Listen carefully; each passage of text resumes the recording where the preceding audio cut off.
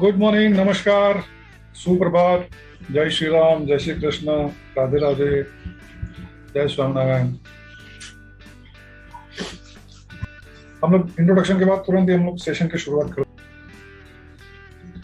Please introduce yourself. Kirit Chauhan नाम है मेरा जी। बेसिकली मैं एक एनएलपी प्रैक्टिशनर हूँ। Okay, great. और लोगों को हेल्प करता हूँ, उनके रियल लाइफ चैलेंजेस जो है उसमें से बाहर निकालने के लिए हेल्प करता हूँ। Great great. Hello sir. Yes, good morning. Actually ये मेरी गुड मॉर्निंग, ये मेरी मॉम का आईडी है। I am Maitri Mehta. Maitri Mehta is my mother. Okay okay, she is my mother. Okay ji, बोलिए मैत्री जी, आप क्या करते हैं? I am a third year student as well as I am CA student.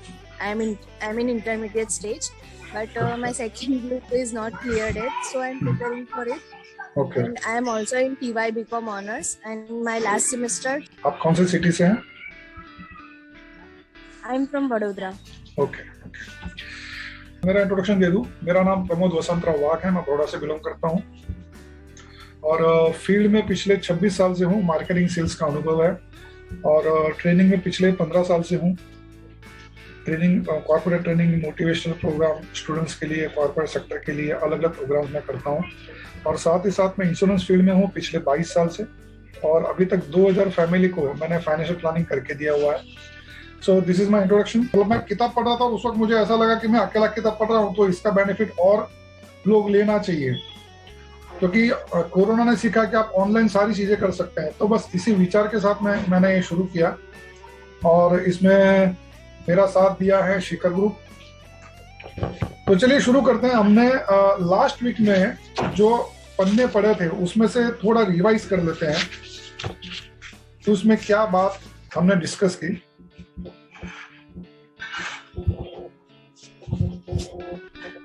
सबसे पहला स्टेप था उसमें कि एक कार्य योजना की शुरुआत कीजिए।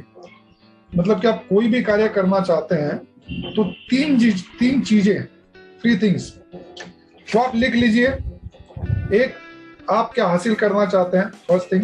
सेकंड थिंग, किस तरह से उसे हासिल करना चाहते हैं और कब तक हासिल करने की योजना है। तो उसके बाद पहला चैप्टर जो आया था वो था नजरिए का महत्व। हम लोग किसी भी चीज को या किसी परिस्थिति को किस नजरिए से देखते हैं तो उस पर सारा रिजल्ट डिपेंड करता है। सकारात्मक रूप अपनाना चाहिए। तो उसमें कुछ कहानी थी। मैत्री जी, आपने, किरण भाई, आप दोनों ने ये किताब पढ़ी है? जीत आपकी शिव खेरा जी ने लिखी है। काफी टाइम हो गया। ओके, काफी टाइम हो गया, बहुत टाइम पहले। राइट। तो इसमें एक कहानी से शुरुआत की है चैप्टर की। उसमें बताया कि एक गुब्बारे वाला बंदा गुब्बारे लेके गार्डन के बाहर खड़ा रहता है और अपनी बिक्री बढ़ाने के लिए वो गैस से भरा गुब्बारा हवा में छोड़ता है। अलग अलग कलर के गुब्बारे होते हैं उसके पास और वो गुब्बारे देख के बच्चे जो होते हैं वो आते हैं, खरीदते हैं। जब सेल कम हो जाती है, बिक्री कम हो जाती है, तो वापस नया गुब्बारा छोड़ता है बंदा। तो इस तरह से उसकी बिक्री बढ़ती है। एक बार क्या होता है कि एक छोटा सा बच्चा उसके पास आता है और उसका जो शर्ट होता है वो खींचता है और वो देखता है कि ये छोटा बच्चा है। क्या बोला, बोल क्या काम है? तो बोले, ये आपके पास जो इतने सारे अलग अलग कलर के गुब्बारे हैं, लाल, पीले, नीले, हरे, तो क्या ये नीला कलर का भी उड़ सकता है, हवा में जा सकता है ऊपर? तो बोले हाँ, जा सकता है। तो बोले वो कैसे? आपने तो पहले लाल छोड़ा था, फिर गुलाबी छोड़ा था। तो वो कहता है कि बेटा, ये जो ये गुब्बारा है ये हवा में जाता है। किस कारण से? तो उसमें जो भरी गैस है उसके अंदर क्या है उसके ऊपर निर्भर करता है और उसी की वजह से वो ऊपर जाता है। तो उसी तरह से इंसान कैसा दिखता है वो नहीं, उसके अंदर क्या है उसके ऊपर सारी चीजें निर्भर करती है। और रिसेंटली मैंने एक कथा में एक कहानी सुनी। बड़ौदा में प्रदीप मिश्रा जी कथाकार आए थे और उन्होंने बहुत अच्छी बात बताई थी। तो मैं जहाँ पे भी मौका मिलता है मैं शेयर करता हूँ कि उन्होंने बताया था कि जो हम लोग अंगूठी खरीदते हैं ना, अंगूठी, तो अंगूठी जब खरीदते हैं तो उसकी कीमत डिपेंड ऑन द कैरेट, जो भी हो, 5,000, 10,000, 50,000, लाख रुपए की हो सकती है। लेकिन उसके साथ में वो ज्वेलर शोरूम का जो मालिक है वो आपको एक डिबिया देता है अंगूठी रखने के लिए, है ना। तो वो अंगूठी रखने के लिए जो डिबिया है, बॉक्स है, वो अंगूठी से भी ज्यादा खूबसूरत दिखती है। आप मुझे बताइए कि उसमें डिबिया और अंगूठी दोनों में से ज्यादा कीमत किसकी है?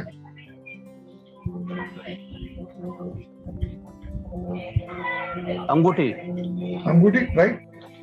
तो हम वो बॉक्स के प्रति ज्यादा अट्रैक्ट होते हैं और बॉक्स और एक्स्ट्रा मांगते भी हैं, राइट।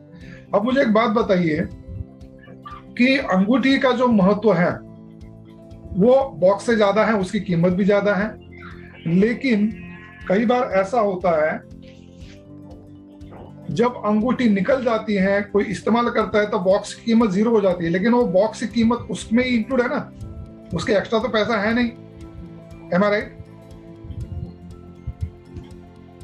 और वो जो बॉक्स है वो अंगूठी निकलने के बाद में कई बार ऐसा होता है कि बॉक्स में से वो जो नरम गद्दी जैसा फॉर्म होता है वो निकल जाता है, कोई पट्टी निकाल देते हैं, कोई जरी निकाल देता है, स्प्रिंग निकाल देता है, अलग सारी चीजें निकल जाती हैं।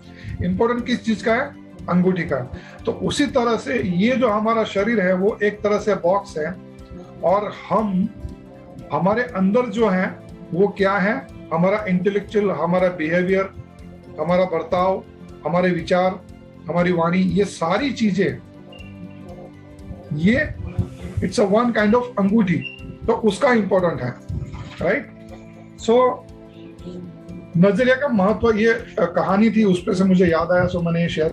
सो कहने का मतलब है कि हमारे पास सारी चीजें हैं, सारी पावर है, हम उसका इस्तेमाल करना चाहिए सही ढंग से, राइट। सो चलिए आज हम शुरू करते हैं एक नया टॉपिक, सकारात्मक नजरिया कैसे विकसित करें। एक्शन प्लान, कार्य योजना। सपने तो दर्जनों हैं, पर अहमियत इस बात की है कि उन्हें अमल में कैसे लाया जाता है। अपनी 2 समस्याएं लिखिए, उसके बाद उनमें से हर समस्या से हासिल हो सकने वाले कम से कम एक अच्छे नतीजे के बारे में लिखिए। चेतावनी, अधिकतर लोगों के लिए ऐसा करना आसान नहीं होगा। हम में से अधिकतर लोगों की समस्याओं में अवसर देख पाने की आवत नहीं है।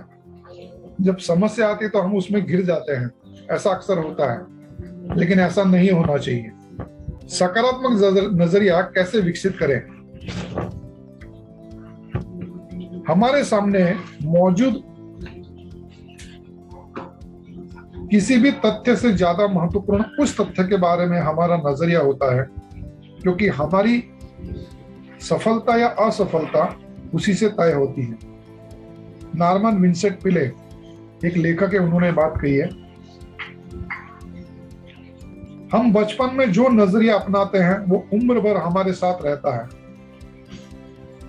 इसमें कोई शक नहीं कि बचपन में हमारे लिए सकारात्मक नजरिया बनाना बेहद आसान होता है।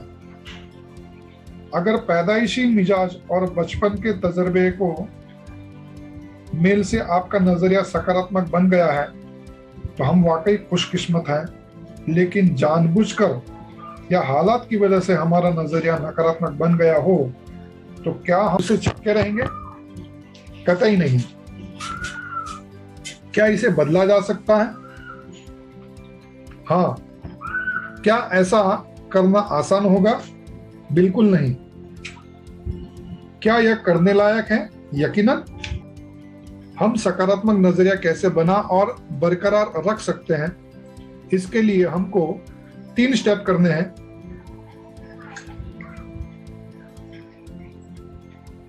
सकारात्मक नजरिया बनाने के लिए उसूलों से वाकिफ होना होगा, सकारात्मक नजरिया कायम रखने की इच्छा पैदा करनी होगी, और 3, इन उसूलों को अमल में लाने के लिए अनुशासित तथा निष्ठ होना होगा। हमें जैसा भी माहौल, शिक्षा और तजर्बा मिला हो, पर बड़े होने के बाद हमारे नजरिए के लिए कौन जिम्मेदार है? खुद हम। हमें अपने व्यवहार और कामों की जिम्मेदारी कबूल करनी होगी। कुछ लोग किसी गलती के लिए खुद को छोड़कर बाकी सभी लोगों को दोषी ठहराते हैं। यह हम पर निर्भर करता है कि हम हर सुबह अपना नजरिया खुद चुने। नकारात्मक नजरिए वाले लोग अपनी असफलताओं के लिए अक्सर माँ बाप, शिक्षक, जीवन साथी, बॉस, सितारों, तकदीर, आर्थिक समस्याओं और सरकार यानी पूरी दुनिया को जिम्मेदार ठहराते रहते हैं। हमको अपने बीते दिनों से आजाद होना होगा। हमें अपनी शख्सियत पर जमी धूल को झाड़कर मुख्य धारा में शामिल होना होगा। हमें अपने सपनों की एक मुकम्मल तस्वीर बनाकर आगे बढ़ना होगा। सच्चाई, ईमानदारी और अच्छाई से जुड़ी चीजों के बारे में सोचने से हमारी सोच सकारात्मक हो जाएगी। नजरिया बदलने के 8 कदम, 8 स्टेप्स टू एटीट्यूड चेंज। अगर हम सकारात्मक नजरिया बनाना और कायम रखना चाहते हैं तो हमको सावधानी पूर्वक ये कदम उठाने पड़ेंगे। पहला कदम, अपनी सोच बदलें और अच्छाई खोजें। Step 1, change focus, look for the positive. हमें अच्छी चीजों का खोजी बनना पड़ेगा। हमें जिंदगी के सकारात्मक पहलू पर ध्यान देना होगा।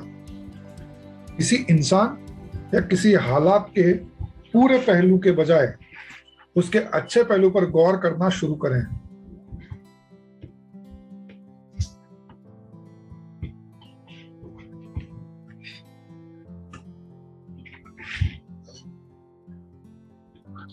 हम में से ज्यादातर लोगों को अपनी ही सोच का माहौल इस ढंग से ढाल देता है कि हम गलतियों और कमियों को ढूंढने के आदी हो चुके होते हैं और इसलिए तस्वीर का अच्छा पहलू हमसे अनदेखा रह जाता है। सोने की तलाश में, लुक फॉर द गोल्ड, एक कहानी है, एंड्रू कार्नेगी ने लिखी है। एंड्रू कार्नेगी अपने बचपन के दिनों में ही स्कॉटलैंड से अमेरिका चले गए। उन्होंने छोटे मोटे कामों से शुरुआत की और आखिरकार अमेरिका में स्टील बनाने वाली सबसे बड़ी कंपनी के मालिक बन गए। एक ऐसा वक्त आया जब उनके लिए 43 करोड़पति काम करते थे। 43 करोड़ रुपए इस जमाने में भी बहुत होते हैं, लेकिन 1920 के आसपास तो उनकी बहुत ज्यादा कीमत थी। किसी ने कार्नेगी से पूछा, आप लोगों से कैसे पेश आते हैं? उन्होंने जवाब दिया, लोगों से पेश आना काफी हद तक सोने की खुदाई करने जैसा ही है। हमको 1 तोला सोना खोद निकालने के लिए कई टन मिट्टी हटानी पड़ती है, लेकिन खुदाई करते वक्त हमारा ध्यान मिट्टी पर नहीं बल्कि सोने पर रहता है, gold.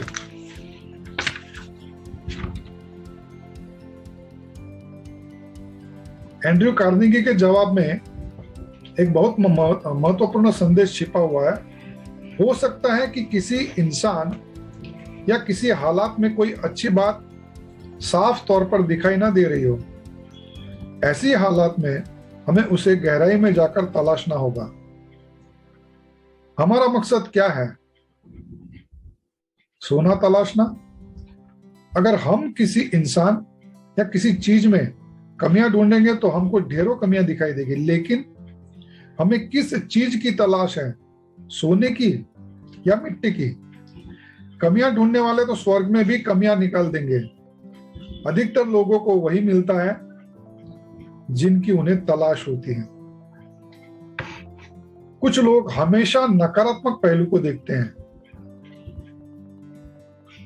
Some people will always look for the negative.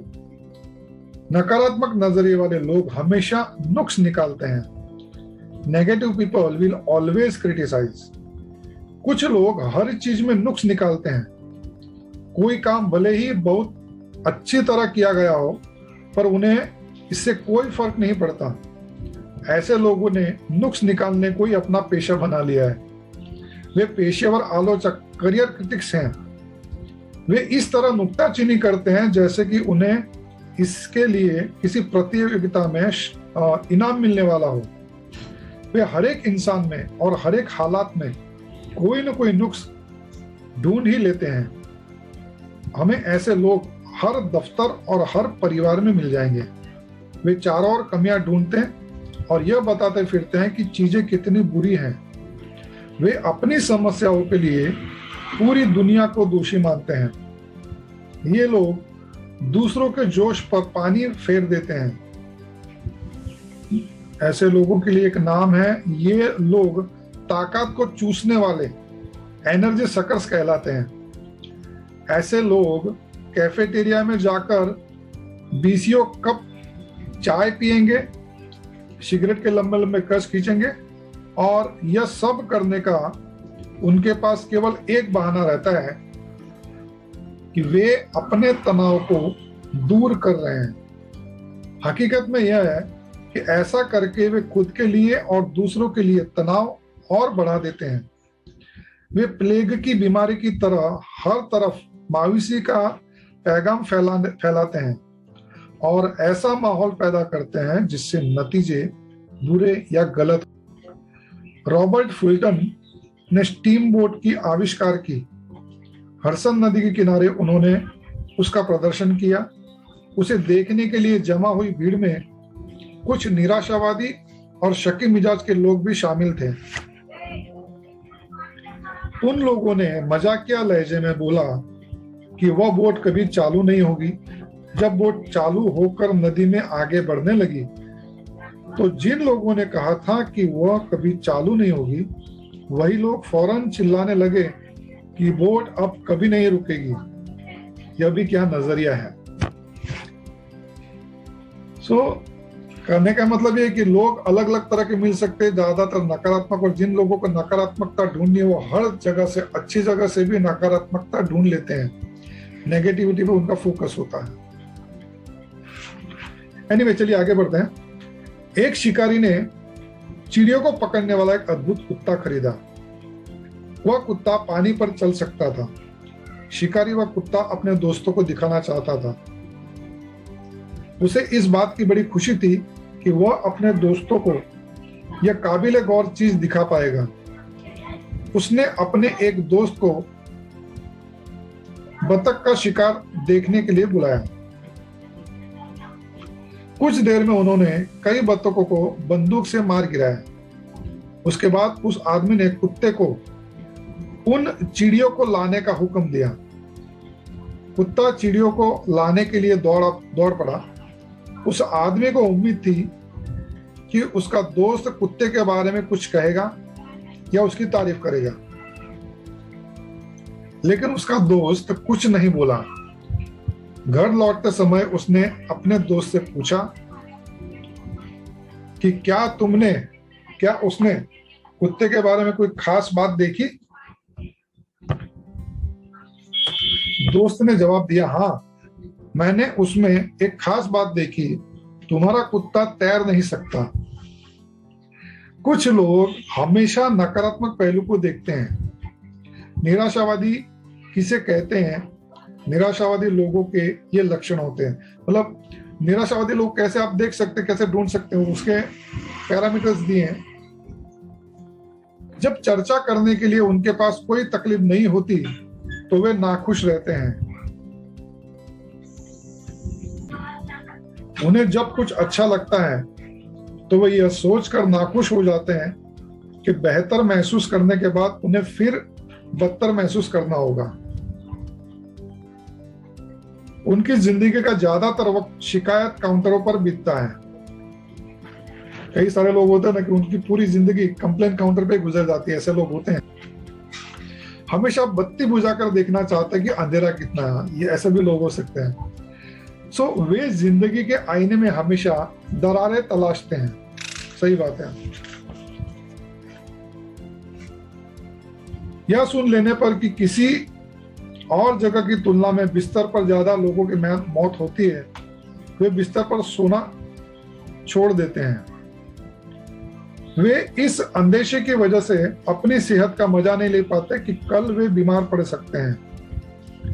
वे बदतर नतीजों के बारे में सोचते भर भी नहीं है, बल्कि हर घटना को बदतर बना भी देते हैं।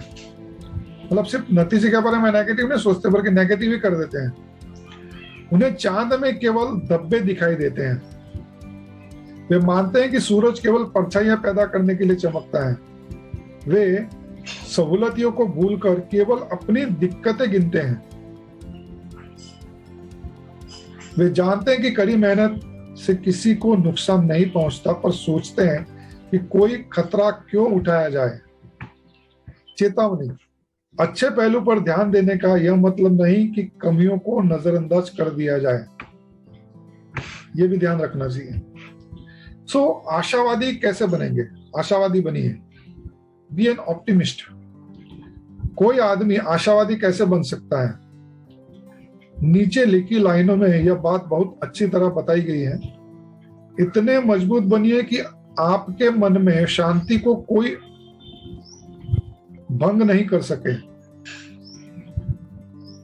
हर मिलने वाले आदमी से सेहत, खुशी और समृद्धि, प्रॉस्पेरिटी के बारे में बात करें। अपने सभी दोस्तों का एहसास कराएं कि हम उनकी खूबियों और मजबूतियों की कदर करते हैं। हर चीज के केवल उजले पहलू को देखें। केवल अच्छी से अच्छी बातें सोचें। केवल अच्छे से अच्छे नतीजों के लिए काम करें और केवल अच्छे से अच्छे नतीजों की उम्मीद करें। बीते दिनों की गलतियों को भूल जाएं और आने वाले दिनों में ज्यादा बड़ी कामयाबी हासिल करने के लिए आगे बढ़ें। हर आदमी का मुस्कुराकर स्वागत करें। अपने को बेहतर बनाने में इतना वक्त लगाएं कि दूसरों की आलोचना करने के लिए हमारे पास वक्त ही न बचे।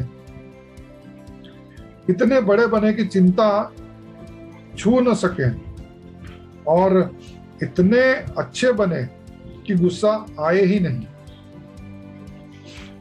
दूसरा कदम,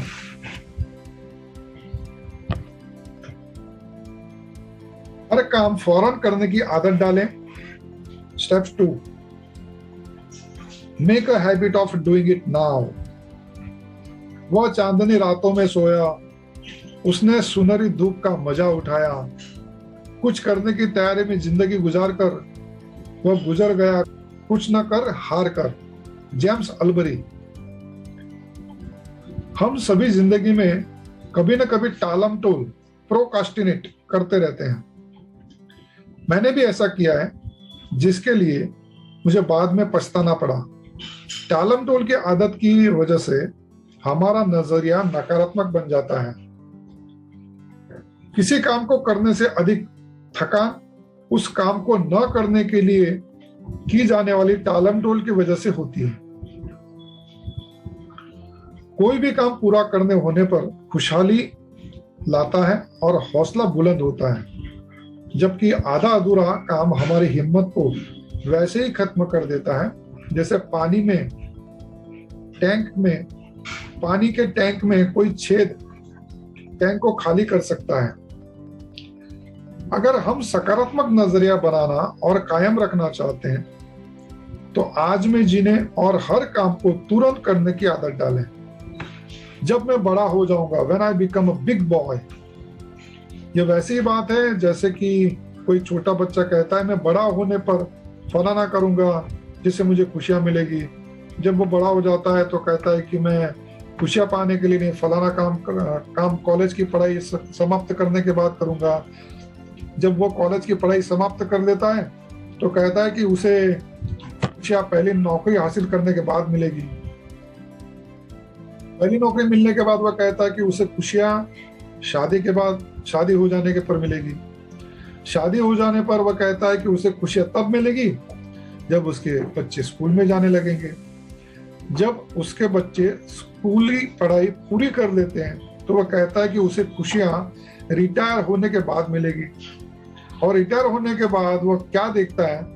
वह देखता है कि उसकी आंखों के सामने ही पूरी जिंदगी गुजर चुकी है। तो खुशियां हर तरफ हर वक्त ढूंढना चाहिए। कुछ लोग अपने टालम टोल की आदत को भारी भरकम शब्दों की आड़ में छिपाते हैं। वह कहते हैं, मैं बारीकी से सोच रहा हूं, और 6 महीने के बाद भी वे सोच ही रहे होते हैं। वे यह नहीं समझते कि दरअसल उन्हें एक बीमारी है जिसे बारीकी से सोचने का लकवा, पैरालिसिस बाय एनालिसिस कहते हैं। इस वजह से वे कभी सफल नहीं हो पाते। टालम टोल करने वालों की एक और नस्ल होती है। ये लोग कहते हैं, मैं तैयारी कर रहा हूं। न केवल 1 महीने बल्कि 6 महीने के बाद भी वे तैयारी ही कर रहे होते हैं। ये लोग भी नहीं समझ पाते कि उन्हें बहानेबाजी की बीमारी है। वे लगातार बहाने बनाते रहते हैं। वर्तमान में जिए, लिव इन द प्रेजेंट। जिंदगी कोई ड्रेस रिहर्सल नहीं है। हम किसी भी दर्शन, फिलोसॉफी में विश्वास करते हो, और हमें जिंदगी का खेल खेलने का मौका केवल एक ही बार मिलता है। दांव पर इतनी कीमती चीजें लगी होती है कि आप जिंदगी यूं ही बर्बाद नहीं कर सकते। दांव पर आने वाली पीढ़ियों का भविष्य लगा होता है। हम कहां हैं और किस दौर में हैं? जवाब है कि इसी दौर में है और यही है। इसलिए हम आज को बेहतर बनाएं और इसका भरपूर आनंद लें। इसका यह मतलब नहीं कि हमें भविष्य के लिए कोई योजना नहीं बनानी चाहिए, बल्कि पैगाम यह है कि हमें आगे की योजना बनाने की ही जरूरत है। और अगर हम अपने आज का भरपूर इस्तेमाल खुशहाली के लिए कर रहे हैं, तो हम खुद ब खुद आने वाले बेहतर कल के लिए बीज बो रहे हैं। क्या हम मानते हैं? अगर हम अपने नजरिए को सकारात्मक बनाना चाहते हैं तो टालम टोल की आदत छोड़ें और तुरंत काम करो और अमल करना सीखें। जिंदगी में सबसे दुख भरे शब्द हैं, ऐसा हो सकता था, मुझे ऐसा करना चाहिए था, मैं यह कर सकता था, काश मैंने ऐसा किया होता, अगर मैं थोड़ी और कोशिश करता तो यह काम हो सकता था। जो काम आप आज कर सकते हैं उसे कभी भी कल पर न टालें, बेंजामिन फ्रैंकलिन ने कहा है। मुझे यकीन है कि जीत हासिल करने वालों के उनके मन में भी टालम टोल करने की इच्छा जरूर पैदा होगी, पर उन्होंने उसे अपने ऊपर कभी हावी नहीं होने दिया। लोग जब कहते हैं मैं यह काम किसी और दिन करूंगा, तो इस बात को तय मान लीजिए कि वे उस काम को कभी नहीं करेंगे। कुछ लोग इस बात का इंतजार करते रहते हैं कि उनके घर में से निकलने से पहले सारी लाल बत्तियां हरा सिग्नल देने लगे, और वह ऐसा कभी नहीं होता। वे शुरुआत करने से पहले ही नाकामयाब हो जाते हैं। यह दुखद स्थिति है। टालम टोल करना बंद करें। क्या हमें बहानेबाजी करने की आदत को इसी समय अलविदा नहीं कह देना चाहिए? तीसरा कदम, एहसास मानने का नजरिया बनाएं। Develop an attitude of gratitude. अपनी दिक्कतों के बारे में सोचने के बजाय अपनी सहूलियतों के बारे में सोचें। हमें क्या फैसिलिटी मिली है, क्या चीजें मिली, क्या सहूलियत हमारे पास है, उसके बारे में सोचना चाहिए। अपने इर्द गिर्द के फूलों की खुशबू सूंघने के लिए वक्त निकालें। अब कई बार सुनते होंगे कि कोई आदमी दुर्घटना की वजह से अंधा या अपाहिज हो गया, लेकिन उसे हर्जाने के तौर पर लाखों रुपए मिल गए। हम में से कितने लोग ऐसे आदमी की जगह लेना चाहेंगे? ऐसा चाहने वाला शायद ही कोई होगा। हम शिकायतें करने की इतनी आदी हो गए हैं कि उन चीजों की और हमारी नजर ही नहीं जाती जो हमारे पास मौजूद हैं। हमारे पास ऐसी बहुत सारी चीजें हैं जिनके लिए हमें शुक्रगुजार होना चाहिए। मैं जब कहता हूं कि अपनी दिक्कतों के बजाय सहूलियतों के पर गौर करें, तो इसका मतलब यह नहीं है कि हमें आत्मसंतुष्ट होना चाहिए। एहसानमंद होने के नजरिए का मतलब आत्मसंतुष्टि नहीं है। यदि मेरी बातों से आपको आत्मसंतुष्ट हो जाने का संदेश मिल रहा है तो मैं अपनी बात को न समझा पाने के लिए दोषी हूं और आप दोषी हैं अपना मनपसंद मतलब निकालने के लिए। लोग किसी बात का मनचाहा मतलब कैसे निकालते हैं यह बताने के लिए मैं कहानी सुनाता हूं।